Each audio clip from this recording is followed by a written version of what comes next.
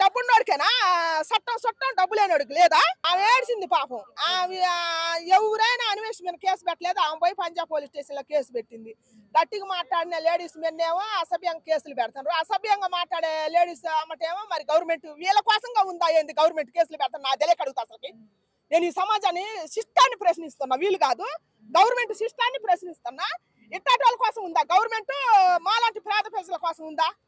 మా పక్క ధర్మం లేదా? మా పక్క న్యాయం లేదా? మాకు మాట్లాడే హక్కు లేదా ఈ రాజ్యాంగంలో, ఈ భారతదేశంలో? మాకు లేదా హక్కు? చెప్పు. అయితే డబ్బున్నోడికేనా చట్టం చుట్టం డబ్బు లేనోడికి లేదా? ఎట్ట పెడతారండి కేసు? ఇప్పుడు ఆమెను కానీ ఏమైనా కానీ ఇంకొక ఆమెను కానీ ఎవరైనా ఎట్ట పెడతారు? నీకెంత స్వేచ్ఛ ఉందో నాకంతే స్వేచ్ఛ ఉంటుంది కదా. మరి అందరికి ఉంది కదా, అందరం ఈ భారతదేశంలోనే పుట్టింది. మరి నీకు ఇచ్చిన రాజ్యాంగం హక్కు నాకు ఇయ్యదా? ఇది తప్పెట్ట అయితే? నిన్ను సొంతంగా ఇంట్లో ఉండే వాళ్ళని బయటకు తీసుకొస్తే నువ్వు చెప్పుతో కొట్టినట్టు సమాధానం చెప్పు. నువ్వేమొచ్చు, నువ్వు ఏమైనా కానీ ఏమేమొచ్చింది సోషల్ మీడియా మీనికి? ఎవరు? అనసూయ గారు. నేను ఒక్కొక్కటి వివరించి చెబుతున్నా. కేరళలో కూడా ఆమె బస్సులోకి ఎక్కింది, పబ్లిక్ బస్సులోకి. ఇప్పుడు బస్ అన్నాక అందరం ఎక్కుతాం కలిసి పబ్లిక్ బస్సులో.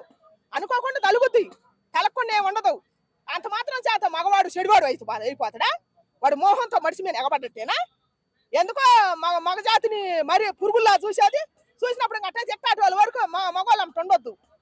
వీళ్ళు వేరే పెట్టుకోవాలి పోయి. డబ్బున్నోడికేనా చట్టం చుట్టం డబ్బు లేనోడికి లేదా?